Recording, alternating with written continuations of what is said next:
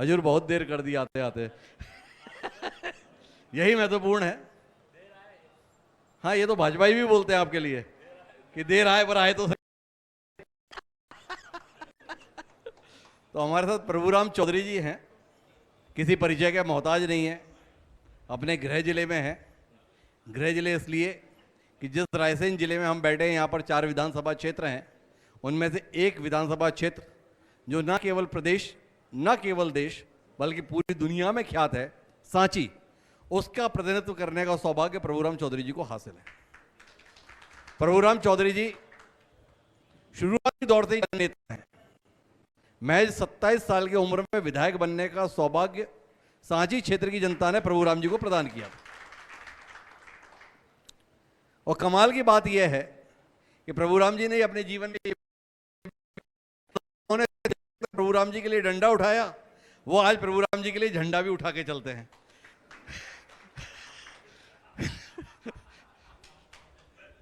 तो प्रभुराम चौधरी जी को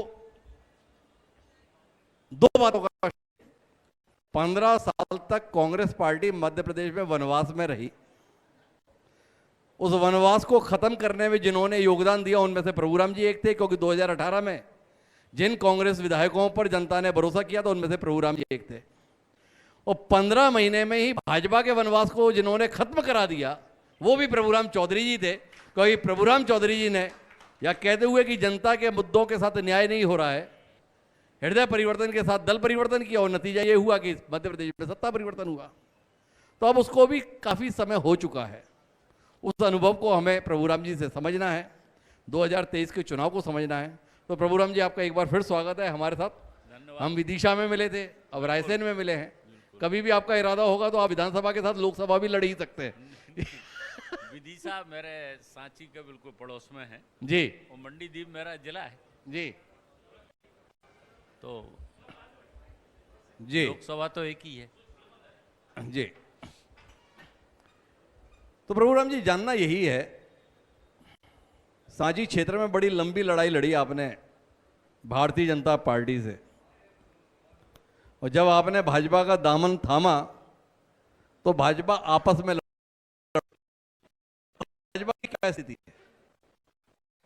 नहीं, भारतीय जनता पार्टी की स्थिति मजबूत है और सिर्फ सांची में, पूरे प्रदेश में और पूरे देश में भारतीय जनता पार्टी मजबूत स्थिति में है। क्योंकि आज जिस तरीके से देश के प्रधानमंत्री नरेंद्र मोदी के नेतृत्व में जी आगे बढ़ रहा है,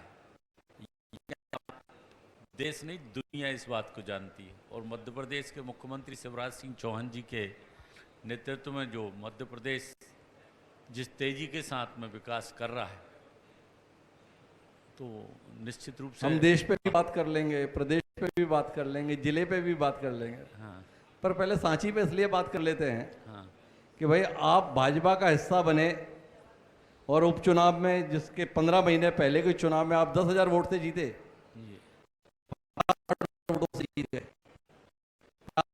वोटों से जीत गए। पर उसके साथ में जो शेजवार आपके खिलाफ लड़ते थे वो नोटिस पा गए। तो आपसे जानना ये था कि इन 3 साल में अपने पुराने दोस्तों के साथ कितनी मित्रता आपकी स्थापित हो गई, थोड़ा इस पर रोशनी मिले ना। नहीं, मेरे तो सभी के साथ मित्रता है जी, ऐसा कोई नहीं है जिससे कि मेरी मित्रता ना हो। तो आपको इस चुनाव में तो कोई चुनौती नहीं होगी, क्योंकि इधर भी मित्र हैं, इधर भी मित्र हैं। नहीं, कैसा देखिए, महसूस करते हैं? नहीं, ऐसा है, देखो, चुनाव एक अलग चीज है और मित्रता एक अलग चीज।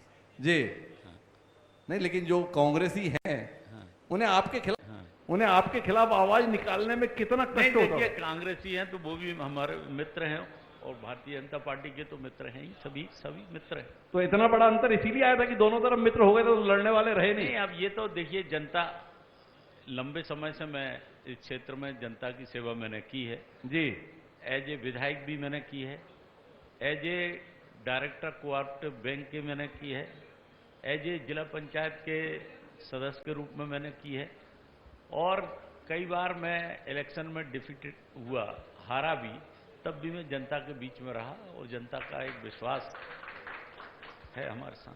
तो प्रभुराम जी, अपना अनुभव बताइए ना, इस समय कौन ज्यादा आपको अपना मानता है? इस समय कौन ज्यादा आपको अपना मानता है?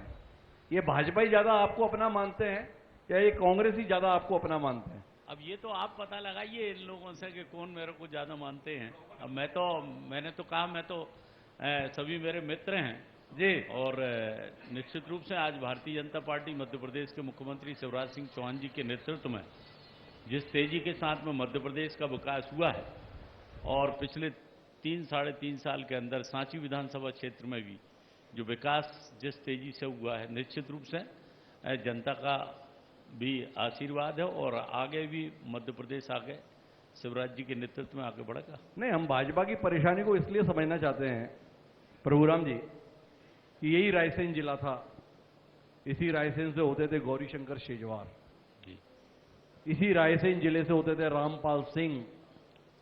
होते थे नहीं, मैं इसमें टोकना चाहता हूं, होते थे नहीं हैं। नहीं, आप थोड़ा समझिए, फिर आप समझेंगे हम थे क्यों बोल रहे हैं। जी। इसी रायसेन जिले से होते थे सुरेंद्र पटवा, तीनों ही शिवराज मंत्रिमंडल की शोभा बढ़ाते थे। जी। एक प्रभुराम जी क्या है, जी।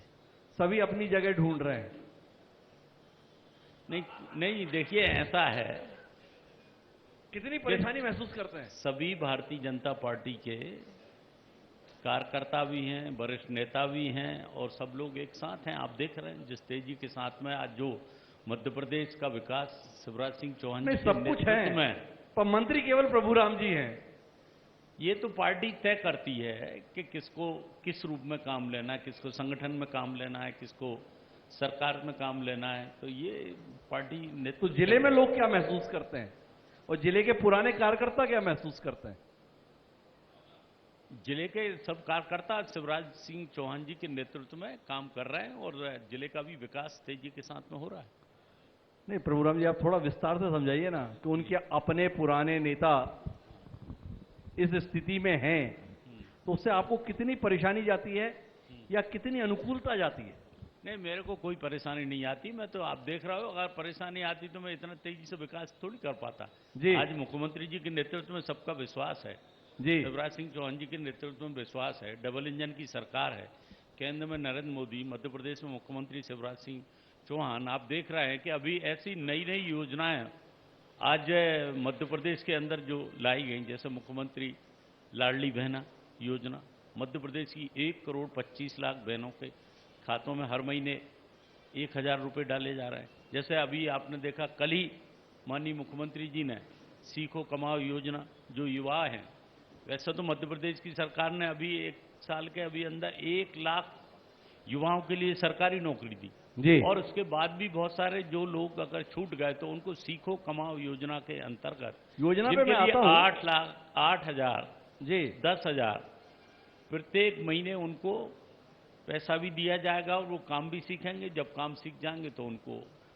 नहीं, मैं योजनाओं पे भी जाऊंगा मंत्री होने के नाते, लेकिन आप बड़ा जोर इस बात पर दे रहे हैं कि शिवराज जी पर सबका भरोसा है, शिवराज जी पर सबका भरोसा है। पर अभी 4 दिन पहले अमित शाह जी तो वैसा भरोसा जाहिर नहीं किए। वो सवाल किया उनसे कि शिवराज जी इतनी मेहनती हैं, अगर फिर से बहुमत आया तो शिवराज जी मुख्यमंत्री बनेंगे। अमित शाह जी ने ऐसा भरोसा जताया नहीं। नहीं, क्या हुआ? आपको ऐसा क्यों लग रहा है कि भरोसा नहीं जताया? पूरा भरोसा जताया उनके नेतृत्व में, शिवराज सिंह चौहान जी के नेतृत्व में। अमित शाह जी ने कहा काम चल रहा है कि हाँ आगे भी शिवराज जी मुख्यमंत्री रहेंगे। हम तो इतने साल से देखते आ रहे हैं, हर चुनाव में नारा लगता था, फिर एक बार शिवराज सरकार, माफ करो महाराज, हमारे नेता शिवराज। नहीं, आज भी नारा लग रहा है। क्या? निश्चित रूप से शिवराज चौहान जी के नेतृत्व में आज जिस तरीके से पार्टी में काम हुआ है, सरकार के द्वारा काम हुआ है, पूरा नेतृत्व, पार्टी नेतृत्व आज। तो प्रभुराम जी कहने की स्थिति में फिर शिवराज सरकार बनने जा रही है? निश्चित रूप से 100 या भाजपा सरकार बनने जा रही है? 101% आज मध्य प्रदेश में भारतीय जनता पार्टी की सरकार शिवराज सिंह चौहान जी के नेतृत्व में बनने जा रही है। तो भाई चलो, अमित शाह जी ना बोल पाए, प्रभुराम जी तो बोल रहे हैं कि फिर शिवराज सिंह चौहान जी के नेतृत्व में सरकार बनने जा रही है। तो हम आपसे जानना चाहते हैं, क्या ऐसा कर दिया भाई जिसके चलते 2018 में जिस सरकार को आप ही हटा दिए थे, उसके विषय में बता रहे हो कि फिर से बन जाएगी सरकार? क्या कर दिए 3 साल में? मैंने आपको अभी बताया जी, मध्य प्रदेश की बहनों को खातों में किसी भी पहले 1 रुपये नहीं डलता था। आज मध्य प्रदेश के मुख्यमंत्री शिवराज सिंह चौहान 1,25,00,000 बहनों के खातों में 1,000 रुपये महीने जी डाला जा रहा है। और मुख्यमंत्री जी ने कहा है कि जैसे ही बजट की व्यवस्था होगी 1,000 से 3,000 तक हम लेके जाएंगे। जी दूसरा, आज लाडली लक्ष्मी योजना बेटियों के लिए जो चलाई जाती थी, जी आज अब लाडली लक्ष्मी 2 चलाई जा रही है। जी बेटियां लखपति तो पैदा होती थी, जैसे ही बेटी 5वीं पास करती 2,000, बेटी 8वीं पास करती है 4,000, बेटी 11वीं पास करती 6,000, बेटी 12वीं पास करती 6,000, 21 साल की बेटी होती है 1,18,000, और अब कॉलेज में भी बेटी जाएगी तो 2 किस्तों में 25,000 रुपये दिए जाएंगे। जहां तक किसानों की अगर मैं बात करूं जी तो जहां किसानों के लिए सम्मान निधि देश के प्रधानमंत्री नरेंद्र मोदी जी 6,000 डालते हैं। अभी पिछले 3 साल से मध्य प्रदेश के मुख्यमंत्री 4,000 और 10,000 रुपये डाल रहे थे, और अभी केंद्रीय रक्षा मंत्री श्री राजनाथ सिंह जी जब राजगढ़ में आए, मुख्यमंत्री 6,000 मध्य प्रदेश की सरकार। अब 1 साल में किसान के खाते में किसान सम्मान निधि और किसान कल्याण निधि 1 साल में 12,000। जहां गरीब लोग थे जिनको पहले मध्य प्रदेश मुख्यमंत्री शिवराज सिंह चौहान जी की सरकार 1 रुपये किलो में राशन देती थी, अब राशन गरीबों के लिए फ्री में दिया जा रहा है। जहां इलाज के लिए मध्य प्रदेश में आज जहां देश के प्रधानमंत्री नरेंद्र मोदी जी ने जो आयुष्मान निरामय भारत योजना बनाई, जिसमें 5 लाख तक का इलाज फ्री में सरकारी अस्पताल के अलावा प्राइवेट चिन्हित अस्पतालों में भी 5 लाख तक का फ्री में इलाज दिया जाता है। और मध्य प्रदेश में देश में नंबर 1 पर 3,62,00,000 कार्ड हम लोगों ने मध्य प्रदेश में बनाए, जिससे लोगों के लिए सरकारी अस्पताल के अलावा प्राइवेट अस्पतालों के अंदर भी उन्हें फ्री ऑफ कास्ट इलाज दिया जा रहा है। तो ऐसी अनेक ऐसी योजना है। आज अगर इन्वेस्टमेंट की हम बात करें, जहां जनवरी के महीने में पूरे दुनिया भर के प्रवासी भारतीय आए, पूरे दुनिया भर के प्रवासी भारतीय इंदौर में आए जी, पूरे दुनिया भर के उद्योगपति इंदौर में आए जी, और इतना बड़ा इन्वेस्टमेंट 15 लाख करोड़ का इन्वेस्टमेंट करने की इच्छा वहां के उद्योगपतियों ने दुनिया भर के में इच्छा जाहिर की, क्योंकि मध्य प्रदेश में सुशासन है जी। मध्य प्रदेश शिवराज सिंह चौहान जी के नेतृत्व में आज विकास कर रहा है, आगे बढ़ रहा है, जिससे इन्वेस्टमेंट के साथ साथ यहां मध्य प्रदेश के युवाओं के लिए रोजगार भी मिलेगा। 2 सवाल है मेरे बीच में। एक तो आपने बताया कि देखो लाडली बहनों के खाते में हर महीने 1,000 रुपए जा रहे हैं। दूसरा आपने बताया कि किसानों के खाते में हर साल 12,000 रुपए जा रहे हैं। जी, ये खातों में पैसा जाना वोटिंग मशीन में वोट आने की गारंटी है क्या? नहीं, ये देखिए ऐसा है कि मध्य प्रदेश की जनता अच्छी तरह भली भांति जानती है कि शिवराज सिंह चौहान मुख्यमंत्री जी हैं, उनके नेतृत्व में जो उनके कल्याण के लिए गरीब कल्याण की जो योजनाएं जी, जाए, जो जिनके पास कच्चे मकान थे उन्हें आज पक्के मकान बनकर प्रधानमंत्री नरेंद्र मोदी जी को, जिसमें केंद्र का भी पैसा रहता है, मध्य प्रदेश सरकार का भी। आज जल जीवन मिशन के माध्यम से हर घर नल से पानी पहुंचाया जाएगा, जिसमें आधा पैसा केंद्र सरकार, आधा पैसा मध्य प्रदेश की सरकार। तो घर तक पानी कौन शुद्ध पानी पहुंचा रहा है, रहने के लिए मकान कौन बना के दे रहा है, उनको घर चलाने के लिए पैसा कौन उपलब्ध करा है, गरीबों के लिए राशन फ्री में कौन उपलब्ध है? ये मध्य प्रदेश की जनता जो गरीब कल्याण की जो योजना है, इन योजनाओं का लाभ जनता को मिल रहा है। जनता शिवराज सिंह चौहान जी को, भारतीय जनता पार्टी की जय जयकार कर रही है। नहीं, लेकिन मेरा सवाल यह है कि भाई शिवराज सिंह चौहान जी तो 13 साल से इस प्रदेश के मुख्यमंत्री थे पहले, और इतने गरीब कल्याण के काम वो पहले भी कर रहे थे, ऐसा भाजपा बताती ही रहती है। जी, तो भी जनता ने आपको और आपके नेता कमलनाथ जी को चुन लिया था 2018 में। तो क्या सही तरीके से काम करना पिछले 3 साल में आ गया कि अब भाजपा को ही चुनेंगे? नहीं, पहले जनता ने जो भी 18 में सोचा कि देखते कांग्रेस को भी देख लेते, क्यों तो देखा नहीं, क्यों देख लेते? 15 महीने में जैसे 2 लाख 2 लाख रुपए के 2 लाख रुपए कर्ज माफी की बात की जी किसानों की, जी। 2 लाख रुपए के कर्ज माफ नहीं किए गए। जी बेरोजगारी भत्ता देने की बात की, जी बेरोजगारी भत्ता नहीं दिया गया। जनता जानती है, जो चुने हुए विधायक थे जी उनकी बात को सुनवाई बिल्कुल ना किया जाना, जी जिससे आज अगर ठीक से चला पाती जी तो सरकार गिरती ही नहीं, क्योंकि योजनाएं जैसे तीर्थ दर्शन योजना उसको बंद कर दिया गया, कन्यादान योजना उसको बंद कर दिया गया, संबल कार्ड के द्वारा वो भी बंद कर दिया गया। तो ये सारी चीजें आप हैं। थोड़ा उलझ गए। मेरा सवाल ये था कि भाई सब कुछ इतना अच्छा चल रहा था तो 2018 में जनता ने भारतीय जनता पार्टी को खारिज क्यों कर दिया? तो आपने ये बताया कि वो 2 लाख के कर्जे की बात कही थी, बेरोजगारी भत्ते की बात कही थी, पर जो आपकी पार्टी के शीर्ष नेताओं में शुमार है ना, जो आपकी पार्टी के शीर्ष नेताओं में शुमार है, नाम उनका अमित शाह है जी, जानते हैं ना? हाँ बिल्कुल। तो अमित शाह जी ने अभी भोपाल में आकर ये बताया कि 2018 का चुनाव हम इसलिए हार गए क्योंकि वो चुनाव कांग्रेस ने जातिवाद के जहर के आधार पर लड़ा था। तो अब आप ये बताओ प्रभुराम जी कि भरोसा किसकी बात पर करें? नहीं देखिए, आपकी बात पर करें या अमित शाह जी की बात पर देखिए करें? ऐसा है, अगर हमारे केंद्रीय गृह मंत्री, हमारे देश के वरिष्ठ नेता जो बात कह रहे हैं वो 100% सही है। जो वो कह रहे हैं निश्चित रूप से सच्चाई है उसमें जी।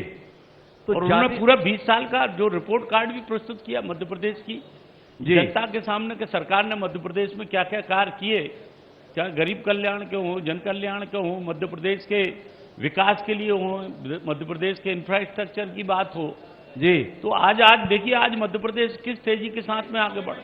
अगर हम स्वच्छता की बात करें जी तो आज मध्य प्रदेश देश में नंबर 1 पर जी। अगर हम सुशासन की बात करें जी तो आज मध्य प्रदेश देश में नंबर 1 पर। अगर हम मातृत्व वंदना योजना की हम बात करें तो मध्य प्रदेश देश में नंबर 1 पर। अगर कृषि अवार्ड प्राप्त करने की हम बात करें तो मध्य प्रदेश आज पंजाब को छोड़कर देश में नंबर 1 पर है। तो ऐसे इन्वेस्टमेंट तेजी के साथ में हो रहा। तो जिस तरीके से आज मध्य प्रदेश में भारतीय जनता पार्टी के द्वारा काम किए जा रहे हैं, जिससे आज मध्य प्रदेश की जनता भारतीय जनता पार्टी के साथ है, शिवराज सिंह चौहान जी के साथ है, नरेंद्र मोदी जी के साथ। अच्छा एक बार बताइए प्रभुराम जी, वो आप बता रहे कि हर मामले में मध्य प्रदेश नंबर 1 है, तो फिर जाके मुख्यमंत्री के तौर पे कौन ज्यादा बेहतर है? ये योगी आदित्यनाथ ज्यादा अच्छे हैं या शिवराज सिंह ज्यादा अच्छे हैं? अरे भाई, शिवराज सिंह मध्य प्रदेश के मुख्यमंत्री हैं, योगी आदित्यनाथ जी उत्तर प्रदेश के मुख्यमंत्री हैं। वो उत्तर प्रदेश में बेहतर काम कर रहे हैं और शिवराज जी मध्य प्रदेश में बेहतर काम कर रहे हैं। अरे नंबर 1 तो मध्य प्रदेश है, नंबर 1 तो आप बता रहे हैं हर मामले में मध्य प्रदेश है। नहीं तो मैंने बताया कि तो जिस तेजी के साथ मध्य प्रदेश, तो अगर मध्य प्रदेश नंबर 1 में तो आप कोई ऐतराज है क्या? नहीं मेरा तो कोई ऐतराज है कि मध्य प्रदेश आगे ना बढ़े? नहीं मेरा तो सवाल, हर क्षेत्र में अनेक मामलों में मेरा तो सवाल इतना था कि कौन ज्यादा अच्छा मुख्यमंत्री है। नहीं, इसके सवाल पूछने की मैंने आपसे बताया जी कि मध्य प्रदेश में शिवराज सिंह चौहान अच्छा हर मामले में मध्य और प्रदेश, उत्तर प्रदेश में योगी आदित्यनाथ जी। अच्छा अब हम आपके ऊपर आते हैं, क्योंकि अल्टीमेटली बात तो हम आपसे कर रहे हैं। तमाम मामलों में मध्य प्रदेश नंबर 1 है आपने बताया, पर जो महकमा आप संभाल रहे हैं, जो विभाग आप संभाल रहे हैं, जैसे स्वास्थ्य कहते हैं और आप तो स्वयं डॉक्टर हैं, क्या कुछ ऐसा किए हैं इसमें आप पिछले 3 साल में जिसमें मध्य प्रदेश जो हर मामले में आप नंबर 1 बता रहे हो, उसमें स्वास्थ्य में भी कुछ स्थिति है? स्वास्थ्य के क्षेत्र में जितना काम अभी पिछले 3 साल में हमने किया है जी, वो मैं नहीं कह रहा हूं, ये मध्य प्रदेश की जनता जानती है जी मुख्यमंत्री शिवराज सिंह चौहान जी के नेतृत्व में। आपने देखा कि पहले तो कोविड का दौर आया जी, कोविड के दौर के अंतर्गत जब दवाइयों की आवश्यकता पड़ रही थी, बेड की आवश्यकता पड़ रही थी, जब रेमडेसिविर इंजेक्शन की आवश्यकता पड़ रही थी, ऑक्सीजन की, तो मध्य प्रदेश के मुख्यमंत्री शिवराज सिंह चौहान जी ने जिस तरीके का मैनेजमेंट यहां पर किया, एक एक मंत्री को एक एक जिले का प्रभारी, बल्लभ भवन में बैठे एक एक वरिष्ठ आईएएस अधिकारी को एक एक जिले का प्रभारी जी, जिले में जिला क्राइसिस कमेटी, जिसमें दूसरी पार्टी के भी लोग, सामाजिक धर्मगुरु भी, सामाजिक कार्यकर्ता भी, धर्मगुरुओं को भी शामिल किया गया। जिला crisis committee, block crisis committee, even village management committee का जो पूरा मैनेजमेंट कमेटी बनाई और जिस तरीके से कोविड पर नियंत्रण पाया ऑक्सीजन जब दूसरे प्रदेशों से लाना पड़ती थी तो जो टैंकर भरकर आते थे और खाली होते थे टैंकर यहाँ, और खाली टैंकरों को हवाई जहाज में रखकर भेजा जाता था कि समय पर ऑक्सीजन मिले। और आज मैं कह सकता हूं कि पिछले 3 साल के अंदर 850 नए अस्पताल और जो पुराने अस्पतालों का उन्नयन किया गया है। ये पूरा ऐतिहासिक कदम। दवाइयों की मैं बात करूं, जहां 300-350 दवाई एक जिला अस्पताल में मिला करती थी, आज 550 प्रकार की दवाइयां मिल रही। आज सिविल अस्पताल हो, चाहे सामुदायिक स्वास्थ्य केंद्र हो, हमारे उप स्वास्थ्य केंद्र 10,000 से ज्यादा उप स्वास्थ्य केंद्र, लगभग 11,000 उप स्वास्थ्य केंद्र पर सामुदायिक स्वास्थ्य अधिकारी की पोस्टिंग की। वहां पर एक उप स्वास्थ्य केंद्र पर डे आज 20 से 25 पेशेंट की ओपीडी हो रही है। एनसीडी की क्लिनिक वहां पर चल रही है। 126 प्रकार की दवाइयां उप स्वास्थ्य केंद्र में, 14 प्रकार की वहां पर जांचें हो रही। जिले की मैं बात करूं, हर जिला अस्पताल में सीटी मशीन की सुविधा है, डायलिसिस की सुविधा है, सोनोग्राफी की सुविधा है, कीमोथेरेपी की सुविधा है, आईसीयू के बेड हम लोगों ने बढ़ाए, एसएनसीयू के बेड बच्चों के लिए बढ़ाए, वेंटिलेटर की सुविधा बढ़ाई, और आज 200 से ज्यादा ऑक्सीजन के प्लांट अस्पतालों में आज बन चुके हैं। और मध्य प्रदेश के प्राइमरी हेल्थ सेंटरों का सबका एकदम कायाकल्प, सारे अस्पतालों को पैसा देकर उनका पूरा कायाकल्प किया है तेजी के साथ। और जब वैक्सीनेशन की अगर मैं बात करूं, कोविड का वैक्सीनेशन हुआ तो देश में मध्य प्रदेश का पहला अगर गांव झाबुआ जिले का था जो देश में सबसे पहले वैक्सीनेट यहां पर हम लोगों ने यहां पर किया। और जैसे मैंने अभी बताया कि आयुष्मान कार्ड बढ़ाने वाली बात भी है, तो मध्य प्रदेश में देश में सबसे ज्यादा कार्ड 3 करोड़ 61 करोड़। तो लगातार विकास के आपके स्वास्थ्य के क्षेत्र में इतना काम हुआ है। एक बात बताइए प्रभुराम जी, आपने पूरे प्रदेश में इतना कमाल का काम स्वास्थ्य में किया, ये अपने रायसेन के साथ में जाती क्यों की? नहीं, रायसेन के बताइए क्या जाती, रायसेन में भी काफी काम हुआ। अच्छा एक बार बताओ प्रभुराम जी, आप जैसा इतना अनुभवी राजनेता जी, इतना सक्षम स्वास्थ्य मंत्री जी, और जब ये तय हुआ कि हर जिले में मेडिकल कॉलेज खुलेगा, हाँ, तो माननीय स्वास्थ्य मंत्री के गृह जिले में मेडिकल कॉलेज क्यों नहीं शुरू हुआ? नहीं, देखिए ऐसा है कि आज मध्य प्रदेश के अंदर आज भारतीय जनता पार्टी की सरकार ने, कहां पहले 6-7 मेडिकल कॉलेज हुआ करते थे, आज प्रदेश में 24 से ज्यादा मेडिकल कॉलेज हैं। और आने वाले समय में जितने जिले बचे हैं उसमें रायसेन भी है, वहां भी मेडिकल कॉलेज खुलेंगे। तो 24 में क्यों नहीं? भाई 24 में किसी ना किसी जिले का नंबर आता ही है। अभी वैसे हमारा जिला 40 किलोमीटर दूर है, आगे मैंने आपको बताया, इसका भी मैंने भी बात की है। अभी केंद्रीय मंत्री से मैं दिल्ली गया था, उनको भी मैंने लिख के दिया है। माननीय मुख्यमंत्री जी से भी मेरी तो आप लड़ाई लड़ रहे हैं ना रायसेन के लिए? चर्चा हुई है। तो अभी आपने देखा विदिशा में मेडिकल कॉलेज, बुधनी में भी मेडिकल कॉलेज, अनेक जगहों पर अभी मेडिकल कॉलेज की घोषणा नहीं, वहां की स्थापना की गई है, और आगे चल के रायसेन में भी मेडिकल कॉलेज आएगा। विदिशा में हो गया, बुधनी में हो गया, और जहां पे प्रभुराम जी जैसा दमदार मंत्री स्वास्थ्य मंत्री के तौर पर है, रायसेन में भी मेडिकल कॉलेज खुलेगा आगे।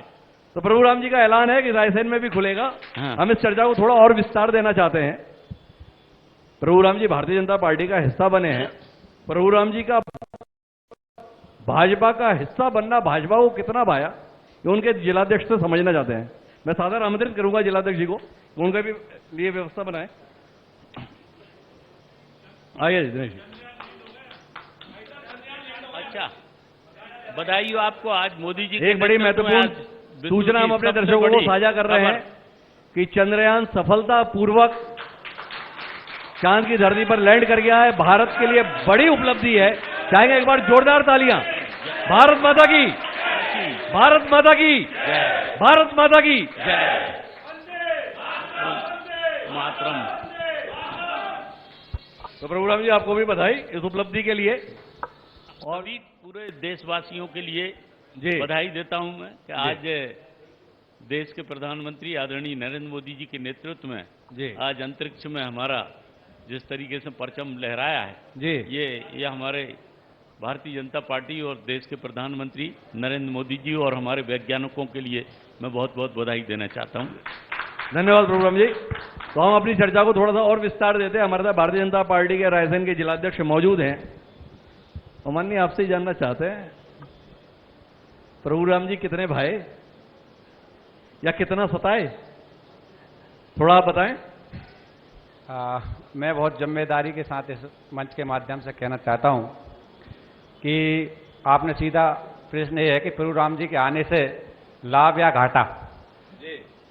पहला तो लाभ हमें ये है कि मध्य प्रदेश में हमें सरकार मिली। अगर आप 22 विधायक उस समय नहीं आते तो मध्य प्रदेश में हम चौथी बार मुख्यमंत्री शिवराज सिंह चौहान जी की जो विकास उन्मुख सरकार है वो नहीं बनती।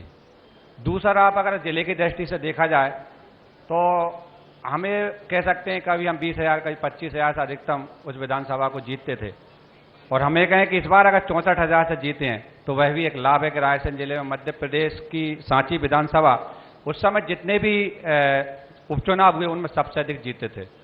और मैं ये कह सकता हूं कि हम भारतीय जनता पार्टी कार्यकर्ता हमेशा किसी व्यक्ति से जुड़े रहते नहीं, हमसे पार्टी से जुड़े रहते हैं, पार्टी की विचारधारा को फॉलो करते हैं। चौधरी जी आए, चौधरी जी का स्वागत करा और जी जान से करा, और पार्टी के एक एक कार्यकर्ता ने उस समय जब उपचुनाव था सबने आपका साथ दिया। और आपके द्वारा भी कभी हमें ऐसा नहीं लगा कि आप कांग्रेस से आए, कोई भेदभाव हमारे साथ या पार्टी के लोगों के साथ कर रहे हो। आपके साथ आने के बाद सब लोगों ने एक दूसरे के साथ अच्छे से कार्य करा है। प्रभु राम जी के साथ जो कांग्रेस जी है वो आपको कितना है या वो कितना कांग्रेस से हमारे साथ तो आपने जिला पंचायत अध्यक्ष बैठे हैं साहब सामने, कांग्रेस से ही आए थे। नहीं तो आपने प्रभु राम जी के साथ आए लोगों को कितना परेशान किया कि उनमें से कई अब वापस जा रहे हैं? नहीं, जो लोग गए हैं वो कई बार आते जाते रहे हैं, वो कांग्रेसी में हंस रहे हैं, उनको बता दूंगा कि वो 2 बार और पहले कांग्रेस से बीजेपी में आ चुके हैं, तो वो आ रहे हैं जा रहे हैं, वो आने जाने वाले ही लोग हैं, स्थायी लोग नहीं है। आ गए तो यहीं जमे रहे। तो ये आपका घर का दरवाजा ऐसा आवरण टाइप का खुला क्यों रहता है कि कोई भी कभी भी आ जाता, कभी भी चला जाता? क्या भाई साहब को भ्रमणकारी लोग हैं, कुछ संस्कार बीजेपी के सीख जाएंगे तो अच्छा रहेगा। अब सीखते नहीं तो हम क्या करें, फिर चले जाते हैं, संस्कार ग्रहण करने के लिए आते हैं। तो आप सिखा क्यों नहीं पाते हैं, कहाँ चूक जाते हैं? नहीं, हम बहुत प्रयास करते हैं जी, बहुत प्रयास करते हैं, और अच्छे हमारे यहाँ बड़े प्रशिक्षण भी होते तो हैं। 2 बार आना जाना कर चुके, तीसरी बार भी प्रयास करेंगे आप? नहीं, अब तो कोई एंट्री नहीं है, क्योंकि मैं बैठा हूँ, मैं संगठन से आया हूँ जी। प्रशिक्षण अब मेरे समय चल रहा है भाई साहब। पुराने जिला अध्यक्ष या पहले जो प्रशिक्षण चलते थे वो किस प्रकार के थे मैं नहीं कह सकता, पूर्व वाले बैठे भी यहाँ पर जी, जिला अध्यक्ष जी बैठे हैं उनके सामने। लेकिन क्या है कि अब मैं खुद भी प्रशिक्षण दे रहा हूँ, मैं सीखा हूँ। समझना चाहते हैं, आपके साथ जिलाध्यक्ष बता रहे हैं हम प्रशिक्षित करते हैं, आपका प्रशिक्षण कैसा रहा? आपका प्रशिक्षण कैसा रहा भाजपा में? प्रशिक्षण अच्छा रहा। आप देख रहे हैं कि आज जिस तेजी के साथ में भारतीय जनता पार्टी के नेतृत्व में जो इस तेजी के साथ विकास हो रहा है, जो पहले इतना विकास हम नहीं कर पाए। अरे अभी तो आपके विकास की बात हो रही है साहब, पार्टी और प्रदेश के विकास की बात थोड़ी हो रही है। नहीं, देखिए ऐसा प्रभु राम जी के व्यक्तित्व में, प्रभु राम जी की सोच में, प्रभु राम जी की पद्धति में भाजपा ही हो जाने के बाद क्या बदलाव आया, थोड़ा उस पर दृष्टि मिले ना। अब ये तो आप आकलन करिए क्या बदलाव आया। मैं तो आपको बताया क्या जो बदलाव ये आया कि जिससे आज हम मध्य प्रदेश के साथ साथ आज सांची विधानसभा क्षेत्र में जो हम विकास करना चाहते थे वो हम उनको मूल रूप दे पा रहे हैं जी। अनेक जगहों पर अस्पतालें बन रही हैं, अनेक जगहों पर नई सड़कें बन रही हैं। मैंने गरीब कल्याण की योजनाओं का आपको बताया, जिससे आज सांची देश की पहली सोलर सिटी बनने को जा रही है, बन चुकी है। देश की पहली, मध्य प्रदेश की नहीं, देश की पहली सोलर सिटी सांची बनने जा रही है।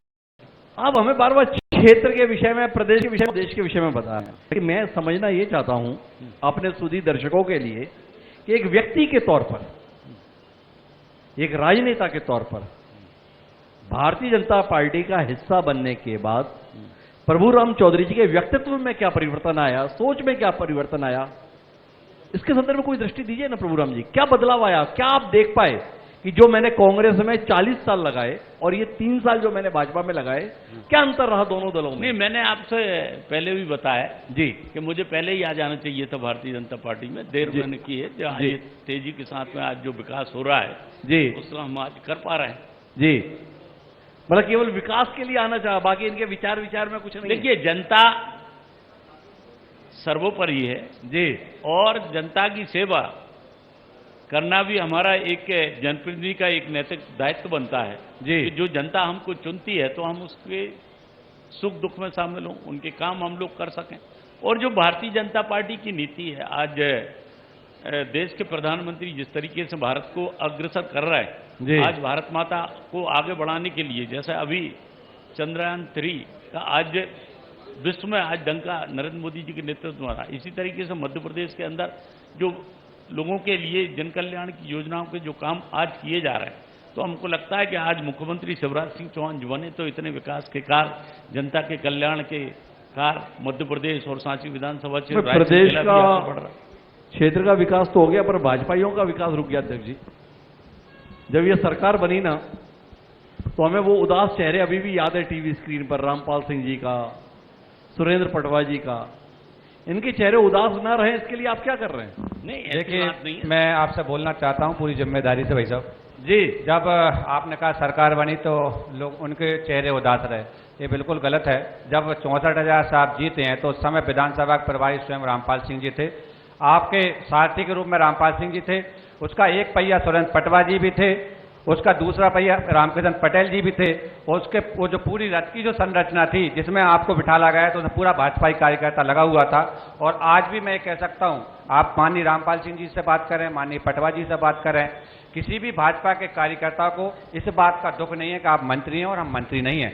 हम लोग विचार के लिए काम करते हैं, हमारे विधायक विचार के लिए काम करते हैं, मंत्री पद आते और जाते रहते हैं। मुझे लगता है कि इस बात का किसी प्रकार का असर हमारे विधायकों पर नहीं होगा, जिम्मेदारी इसके। क्या बात है, आजकल केवल प्रभुराम जी के साथ बैठते हैं या कभी कभी रामपाल जी और पटवा जी को भी समय देते हैं?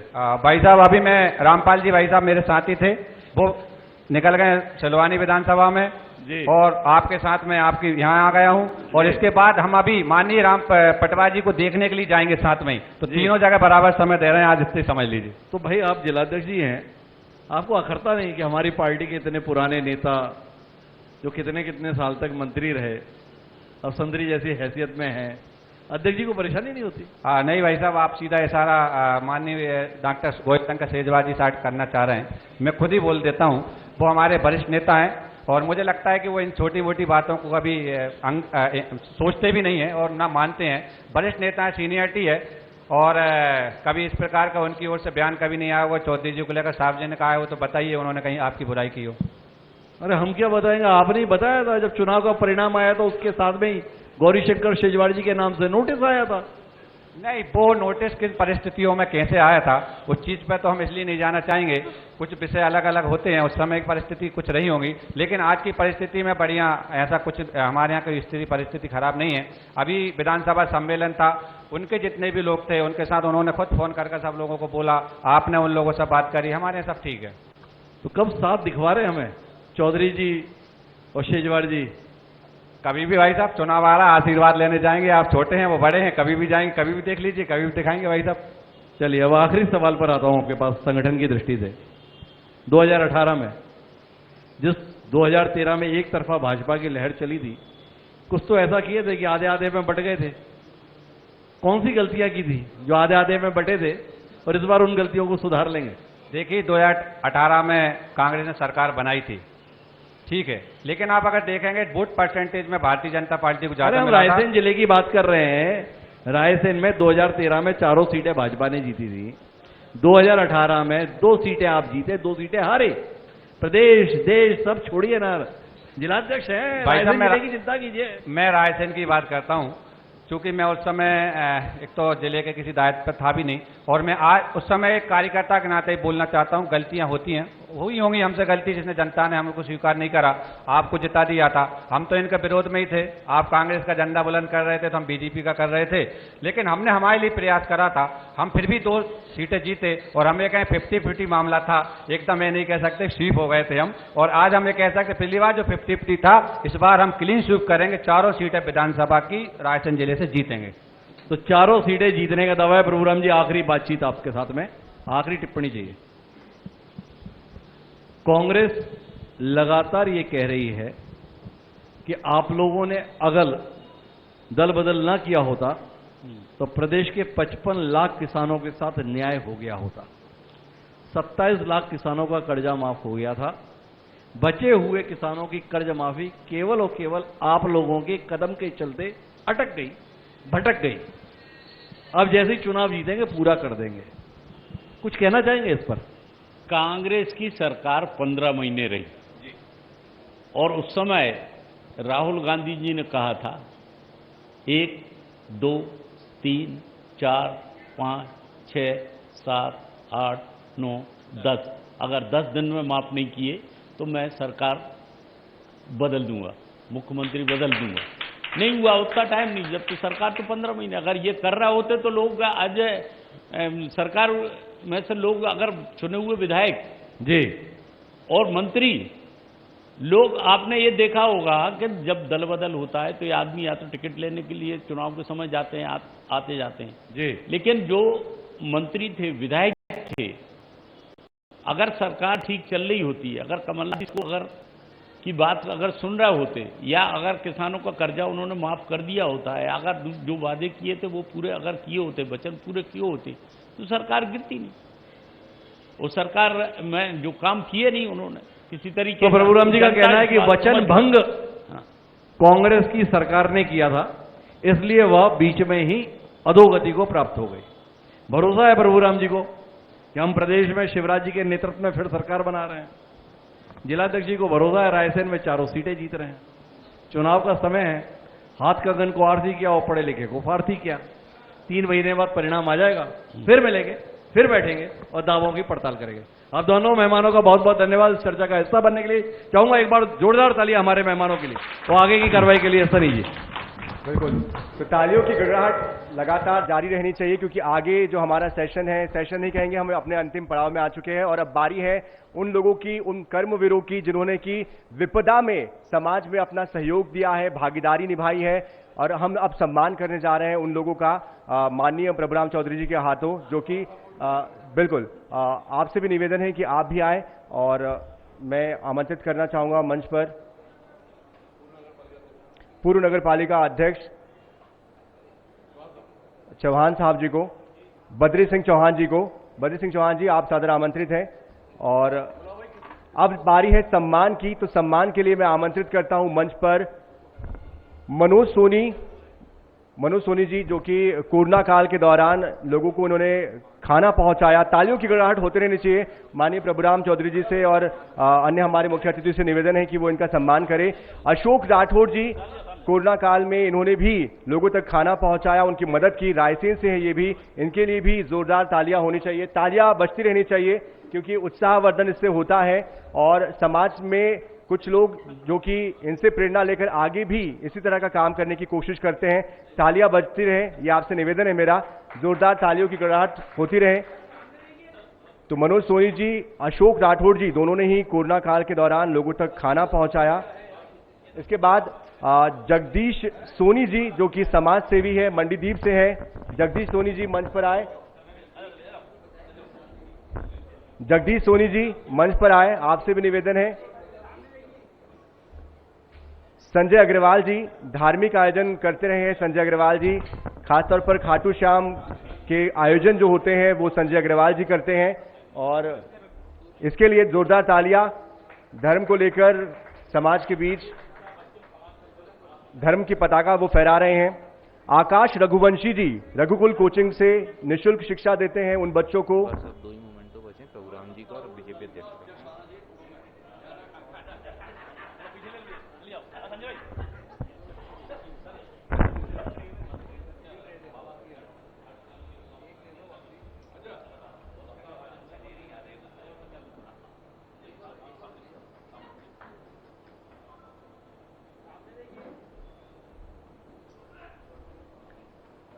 और अब बारी है माननीय हमारे जो मुख्य अतिथि हैं डॉक्टर प्रभुराम चौधरी जी, उनके स्वागत की, और इसके लिए मैं आमंत्रित करना चाहूंगा हमारे साथी मंडीदीप के संवाददाता अमित जैन और दिनेश यादव को, जो कि इनका सम्मान करें।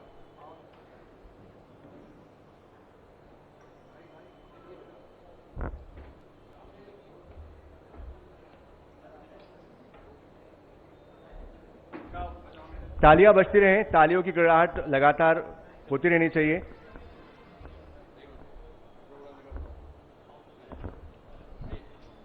प्रभुराम चौधरी जी का अभिनंदन करते हुए हमारे साथी अमित जैन, मंडीदीप संवाददाता, और दिनेश यादव लगातार खबरें आप तक पहुंचाते हैं। साथ ही हमारे प्रधान संपादक डॉक्टर हिमांशु द्विवेदी जी, जो कि हरिभूमि आईएनएस न्यूज के संवाददाता हैं।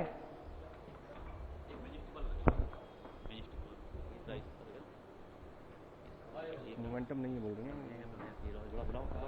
और एक और नाम सम्मान के लिए मैं आमंत्रित करना चाहूंगा राहुल जैन जी, जो कि सर्वाधिक निर्यात करते हैं मध्य भारत में बासमती चावल का।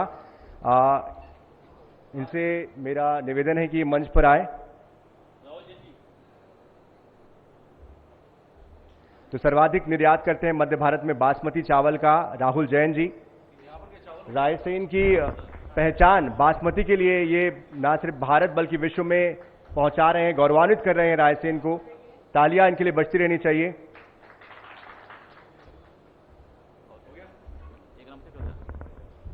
तो इस कार्यक्रम की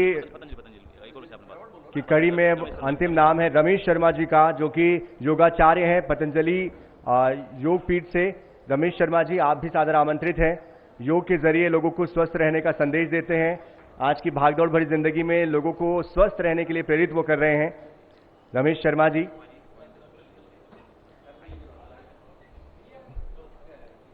तो इसी के साथ संवाद की इस कड़ी को अब हम यही विराम देते हैं। बहुत बहुत धन्यवाद।